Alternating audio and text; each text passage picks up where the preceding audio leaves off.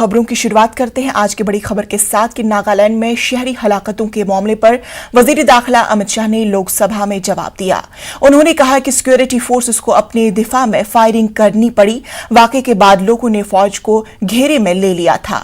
उन्होंने कहा कि नागालैंड में अब हालात मामूल पर हैं।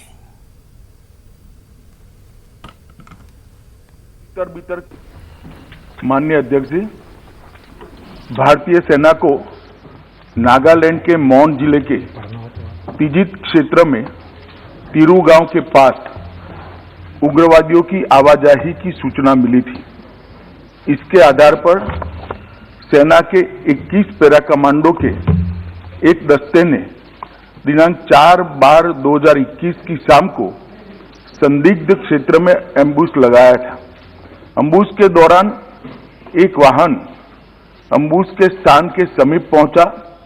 उसे रुकने का इशारा और प्रयास किया गया।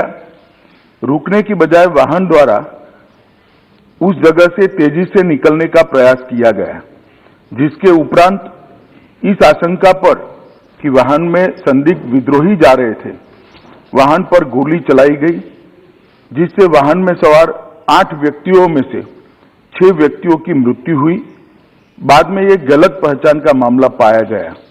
जो 2 लोग घायल हुए थे उन्हें सेना द्वारा ही इलाज हेतु नजदीकी स्वास्थ्य केंद्र में ले जाया गया। यह समाचार प्राप्त होने के बाद स्थानिक ग्रामीणों ने सेना की टुकड़ी को घेर लिया, 2 वाहनों को जला दिया और उन पर हमला किया। इसके परिणाम स्वरूप सुरक्षा बल के एक जवान की मृत्यु हो गई तथा कई अन्य जवान घायल हो गए। अपनी सुरक्षा में तथा भीड़ को तितर-बितर करने के लिए सुरक्षा बलों को गोली चलानी पड़ी, जिससे 7 और नागरिकों की मृत्यु हो गई तथा कुछ अन्य घायल हो गए। स्थानीय प्रशासन और पुलिस ने स्थिति को सामान्य करने के प्रयास किए हैं। अभी स्थिति तनावपूर्ण लेकिन नियंत्रण में बनी हुई है। पुलिस महानिदेशक नागालैंड और आयुक्त नागालैंड ने दिनांक 5/12/21 को घटनास्थल का दौरा किया। ताजित पुलिस थाने में घटना के बारे में प्राथमिकी दर्ज की गई है और मामले की गंभीरता को ध्यान में रखते हुए इस मामले को राज्य अपराध पुलिस स्टेशन को जांच के लिए सौंप दिया गया है। इस संदर्भ में एक विशेष जांच टीम SIT का गठन किया गया है, जिसे 1 माह के अंदर जांच पूरी करने के निर्देश दिए गए हैं। उपरोक्त घटना के पश्चात दिनांक 5/12/21 की शाम में लगभग 250 लोगों की उद्वेलित भीड़ ने मौन शहर में असम राइफल की कंपनी ऑपरेटिंग बेस पर तोड़फोड़ की। भीड़ ने COB के मकान में आग लगाई, जिसके उपरांत असम राइफल की टुकड़ी को भीड़ को तितर-बितर करने के लिए गोली चलानी पड़ी। इसके कारण एक और नागरिक की मृत्यु हो गई और एक अन्य घायल हो गया। प्रभावित क्षेत्र में किसी और अप्रिय घटना को रोकने के लिए अतिरिक्त बलों की तैनाती कर दी गई है। सेना की 3 कोर मुख्यालय द्वारा एक प्रेस वक्तव्य जारी किया गया है, जिसमें निर्दोष नागरिकों की दुखद मृत्यु के घटनाक्रम पर अत्यधिक दुख सेना द्वारा व्यक्त किया गया है।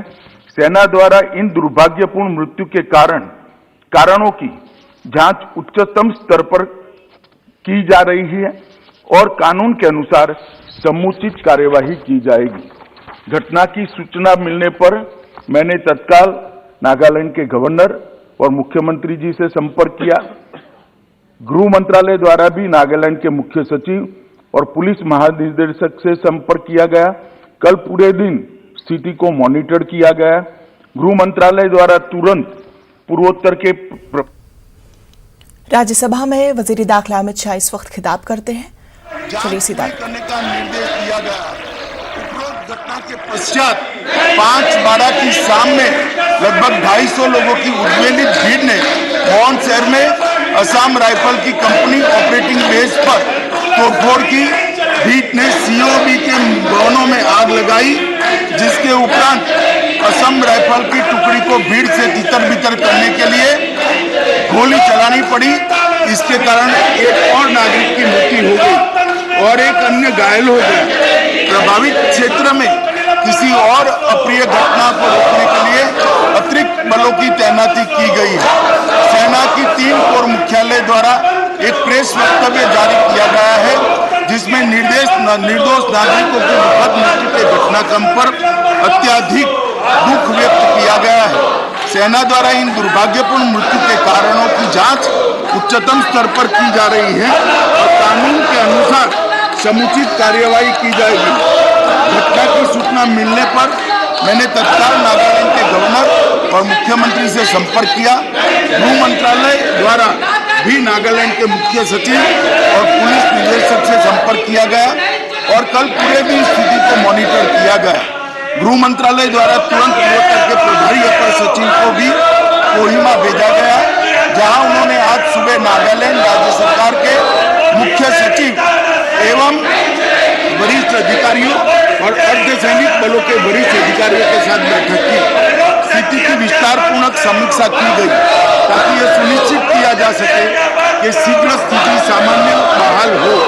यह निर्णय लिया गया कि सभी एजेंसियों को यह सुनिश्चित करना चाहिए कि विद्रोहियों के खिलाफ अभियान चलाते समय भविष्य में ऐसी कोई दुर्भाग्यपूर्ण घटना की पुनरावृत्ति न हो।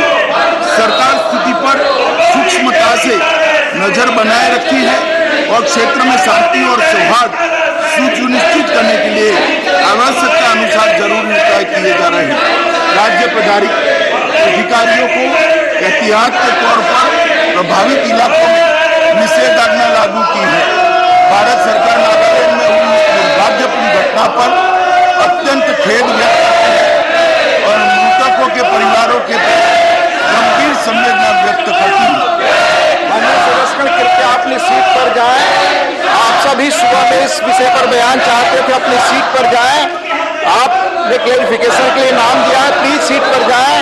अगर इस पर बहस नहीं जाते हैं तो एसटीडी पर बहस के लिए आपको हम नाम पुकार रहे हैं। प्लीज आप अपनी सीट पर जाएं, वेल में खड़े ना हो। तो प्रोफेसर मनोज कुमार झा कृपया आप बेल से जाएं। आपने क्लेरिफिकेशन के लिए नाम दिया है प्रोफेसर मनोज कुमार झा। आप क्लेरिफिकेशन भी नहीं चाहते, एसडीडी पर बहस भी नहीं चाहते। Stands adjourned to meet at 11 hours on Tuesday, the 7th December 2021. ये थे मरकजी वजीर दाखिला अमित शाह, जो राज्यसभा में नागालैंड के ताल्लुक से तमाम तर तफसीलात पेश कर रहे थे। तो चलिए अब आगे बढ़ते हैं। नागालैंड के वजीर आला ने मरकजी हुकूमत से अफसफा को हटाने का मुतालबा किया है। तो ये जो हम लोग भी हमेशा गवर्नमेंट ऑफ इंडिया से पूछता है ये कि ये रिमूव करो, इसलिए हम हिंदुस्तान है biggest democratic country in the world and this is a draconian law, so it should be remove from our country. There can be many laws which can handle, but this is blackened the image of our country. That is my feeling. Humayun सदर असदुद्दीन ओवैसी ने दावा किया है कि नागालैंड में फौज के जरिए फायरिंग में हलाक हुए मजदूरों के अहल खाना को कभी भी इंसाफ नहीं मिलेगा। उन्होंने मजीद कहा है कि हुकूमत कभी भी फौज के खिलाफ कार्रवाई को इजाजत नहीं देगी। असदुद्दीन ओवैसी ने कहा कि जब तक नागालैंड से अफसफा नहीं हटाया जाता, शिमाल मशरक में अमन कायम नहीं हो सकता।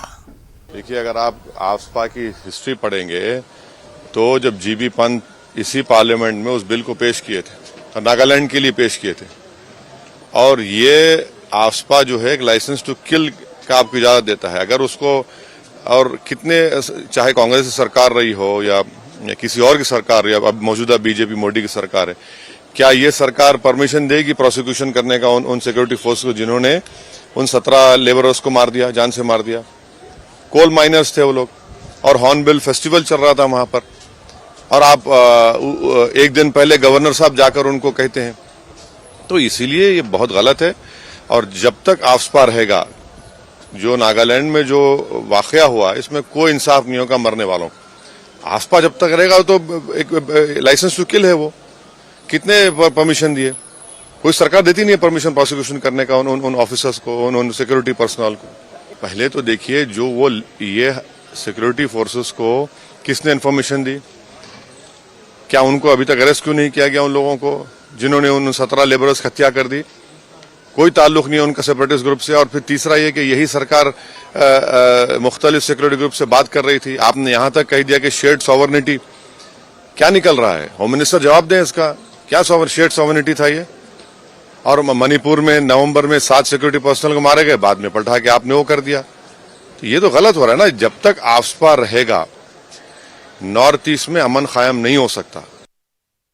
मथुरा में 6 दिसंबर के तनाजुर में हिफाजती इक़दामात के पेश नजर हर तरफ पुलिस फोर्सेस तैनात है।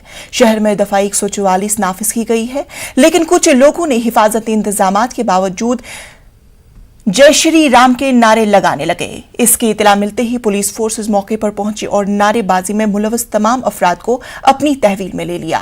वाज़ेह है कि यह वही इलाका है जहां मथुरा की शाही ईदगाह मस्जिद को लेकर हिंदू तंजीमों ने तनाजा खड़ा किया है।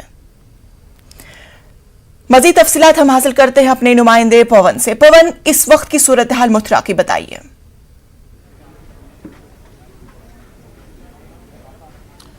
देखिए, आपको बताना चाहूंगा कि इस समय हम वहीं खड़े हुए हैं जहां से ये जो रास्ता है वो शाही ईदगाह जो मस्जिद है मथुरा की वहीं जाता है। आप देख सकते हैं कि तमाम जो लोग हैं वो अब नमाज पढ़ने के लिए मस्जिद की तरफ जा रहे हैं। सबसे पहले इनके आधार कार्ड चेक किए जा रहे हैं पुलिस के द्वारा कि वो इस इलाके के नागरिक हैं या नहीं हैं। जो लोकल जो लोग हैं उनके द्वारा जब उनको पहचान लिया जाता है उसके बाद ही उनको अंदर जाने की अनुमति दी जा रही है, जिससे किसी भी कोई अराजक तत्व इनके माध्यम से अंदर ना पहुंच जाए और किसी भी तरह की अराजकता को अंजाम ना दे दे। पुलिस प्रशासन की अगर बात करें तो पूरी तरह मुस्तैद है पुलिस प्रशासन। किसी भी तरह की कोई अप्रिय घटना या अराजकता का माहौल ना बन पाए, इसके लिए सभी एहतियात पुलिस के द्वारा बरते जा रहे हैं। आप देख सकते हैं लगातार, चाहे वो आरएएफ की टुकड़ी हो या पुलिस की बात हो या पीएसी के जवान हो, सभी लोग यहां पूरी तरह तैनात हैं, मुस्तैद हैं। सभी लोगों की अब पूरी तरह चेकिंग की जा रही है, आधार कार्ड चेक किया जा रहा है, जिससे भी किसी भी तरह की कोई अराजकता इस पूरे क्षेत्र में ना हो। इस पूरे क्षेत्र को धारा 144 लगाई गई है। तमाम जो स्थानीय नागरिक हैं वो यहां मौजूद हैं। जब स्थानीय नागरिकों के द्वारा अहम सवाल, चूंकि आप जमीनी सतह से जीरो ग्राउंड लेवल से आप हमें अभी रिपोर्ट कर रहे हैं, आप ये बताएं कि जिस तरह से ये जो हालात कशीदा होते हुए हमें दिखाई दे रहे हैं, कि आपको लगता है कि इलेक्शंस आने वाले हैं, कि अपनी सीट को बचाने के लिए ये सब कुछ किया जा रहा है? इस तरह की बयानबाजी सामने आ रही है, लोगों के बीच में तशवीश होना शुरू हो जाता है। क्या है इसका अमली इक़दाम?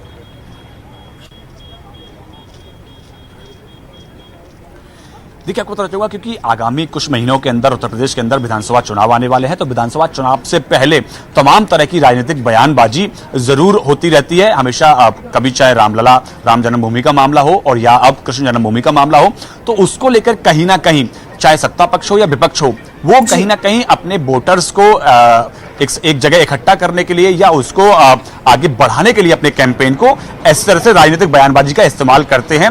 हालांकि जितने भी इस पूरे मामले हैं, जो संगठन थे जिन्होंने जो कॉल किया था यहां मस्जिद के अंदर अभिषेक करने का, बाद में प्रशासन के दबाव में उन्होंने अपने कॉल को वापस ले लिया और आज वो कार्यक्रम दिल्ली के जंतर मंतर पर किया गया। लेकिन कहीं ना कहीं जिस तरह से चुनाव आ रहे हैं, तो चुनाव के चलते ऐसी राजनीतिक बयानबाजी लगातार आपको आगामी कुछ महीनों में फिर से देखने को मिलेगी। पवन, आपने लोगों के साथ बातचीत की होगी इस ताल्लुक से, लोगों का क्या कुछ तासुरात है इस हवाले से?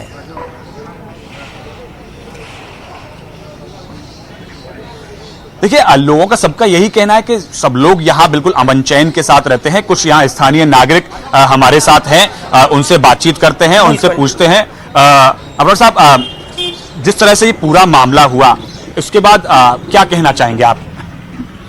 आज आप दिन भर मीडिया के बंधु यहाँ उपस्थित रहे हैं, आपने एक मिसाल यहाँ के लोगों ने जो पेश की वो देखी होगी, लेकिन मैं एक प्रश्न अब मैं आखिर में करना चाहूँगा। जो बात निकल कर आई है, जिन लोगों ने पोस्ट डाली उनका मकसद जो था वह अच्छी तरह से जानते हैं हम भी, और हम और आप भी जान रहे हैं। लेकिन आप देखिए, आज तमाम लोगों की दुकानें बंद हैं, तमाम श्रद्धालु जो हजारों किलोमीटर दूर से चलकर यहाँ आता था, आज उसे दर्शन लाभ नहीं मिल पाया है।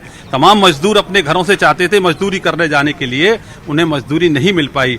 और यहाँ देखिए राजस्व की हानि हो रही है, कितनी बड़ी तादाद में यहाँ पुलिस प्रोटेक्शन है, सुरक्षा है, इस पर कितना खर्चा आया होगा, कौन लोग जिम्मेदार हैं इसके लिए? उन लोगों के लिए निश्चित रूप से उनके खिलाफ कार्रवाई होनी चाहिए, ताकि ऐसे लोगों को ऐसे वक्तव्य देने की फिर पुनरावृत्ति ये लोग ना कर सकें। और लोग भी हमारे साथ हैं, आप भी यहीं के रहने वाले हैं। जिस तरह से सुबह से माहौल है, लगातार आप, क्योंकि अब तनाव दिन खत्म होता जा रहा है, उसको क्या कहेंगे आप? तनाव सिर्फ उसी बयानबाजी से है जो उन्होंने कहना में यहाँ जलाभिषेक करने के लिए ऐलान किया था।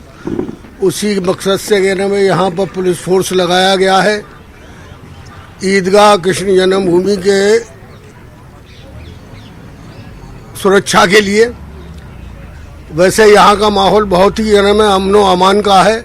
यहाँ शहर के कहने में ये आवाम चाहे वो हिंदू भाई हो या मुस्लिम, सभी लोग बड़े भाईचारे के साथ रहते हैं। बहुत ही मिलनसार तरीके से ब्याह शादी मौत जिंदगी में एक दूसरे के यहाँ आना जाना बना रहता है। ये वो लोग हमारे यहाँ जिस तरह हमारे नुमाइंदे वहाँ के आम लोगों से बातचीत करें और उनकी बातों से साफ तौर पर यही जाहिर हो रहा है। ये आते हैं और हम जब वो होली होती है तो जी पवन, आपका बेहद शुक्रिया कि आपने हमें जीरो लेवल। ब्रेक के बाद इस्तकबाल। दिल्ली के वजीर आला अरविंद केजरीवाल ने B.R. अम्बेडकर यौम पैदाइश के मौके पर दिल्ली हुकूमत की जानिब से बाबा साहब के हयात और खिदमात को मुल्क के बच्चे बच्चे तक पहुंचाने का अज़्म किया। उन्होंने ऐलान किया कि दिल्ली हुकूमत की जानिब से बाबा साहब की हयात और खिदमात पर मबनी एक ड्रामा पेश किया जाएगा, जिसका प्रोडक्शन बैनुल अक़वामी सतह का होगा। केजरीवाल ने मजीद कहा है कि मुल्क भर में तालीम को आम करने की बाबा साहब अम्बेडकर के ख्वाब को शर्मिंदा ताबीर करेंगे। 75वां साल मना रहे हैं आज़ादी का, 75th ईयर ऑफ इंडिपेंडेंस। और इस मौके पे मैं एक बहुत बड़ा ऐलान करने जा रहा हूं कि बाबा साहब अम्बेडकर के जीवन को बच्चे बच्चे तक पहुंचाने के लिए दिल्ली सरकार उनके जीवन पे एक बहुत भव्य नाटक तैयार कर रही है, बहुत बड़े स्केल के ऊपर। जवाहरलाल नेहरू स्टेडियम में दिखाया जाएगा, 5 जनवरी से दिखाया जाएगा। उनके पूरे जीवन के ऊपर होगा, उनके विचारों के ऊपर होगा। इसमें नामचीन लोग इसके साथ जुड़े हुए हैं, इसके डायरेक्शन में, इसके आर्ट डायरेक्शन में, इसके क्रिएटिव में। 100 फुट बड़ा स्टेज बनाया गया है। बहुत ही भव्य नाटक बाबा साहब अम्बेडकर के जीवन पे बनाया जा रहा है। 5 जनवरी को इसकी ये शुरू होगा और 50 शोज इसके कराए जाएंगे। जनता के लिए फ्री होगा, कोई भी आके देख सकता है। अंतर्राष्ट्रीय स्तर का इसका प्रोडक्शन है और शायद भारत देश में पहली कोई सरकार है जो बाबा साहब अम्बेडकर के जीवन को बच्चे बच्चे तक पहुंचाने के लिए इस किस्म का प्रयास कर रही है। उनका एक सपना था कि भारत के एक एक बच्चे को अच्छी से अच्छी शिक्षा मिलनी चाहिए, चाहे वो कितना भी गरीब क्यों ना हो। मैंने कसम खाई है कि बाबा साहब का सपना मैं पूरा करूंगा।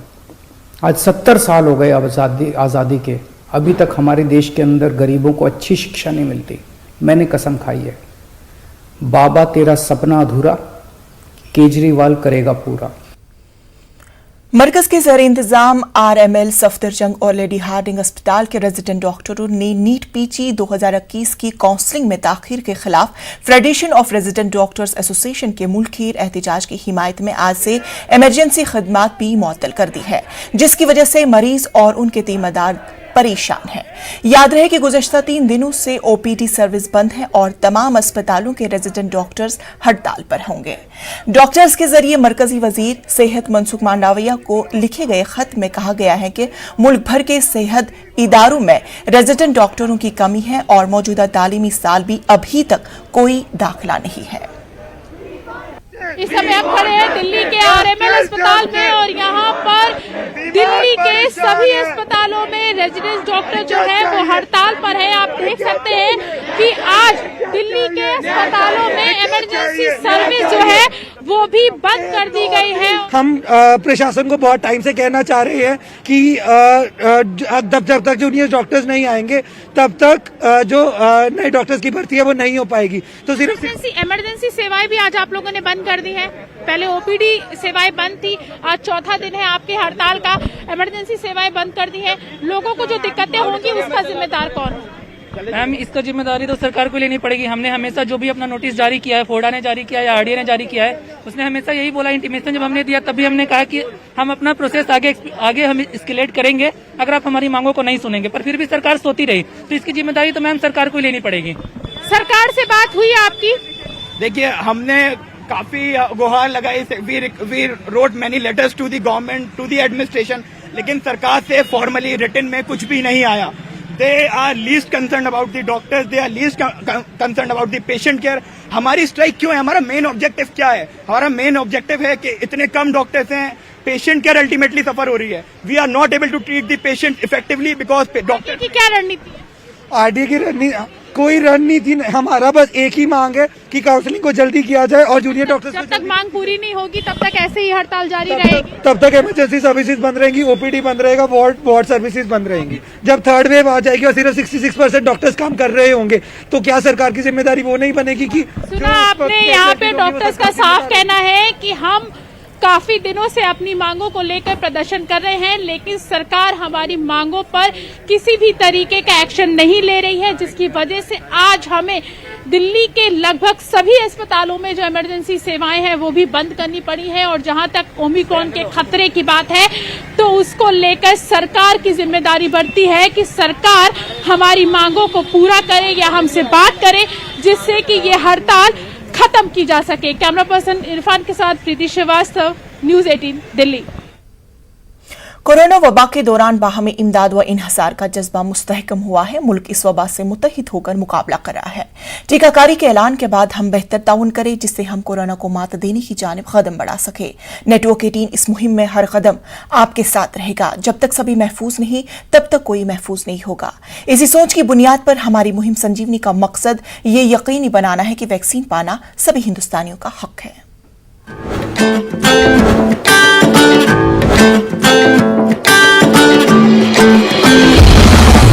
टीका लगा,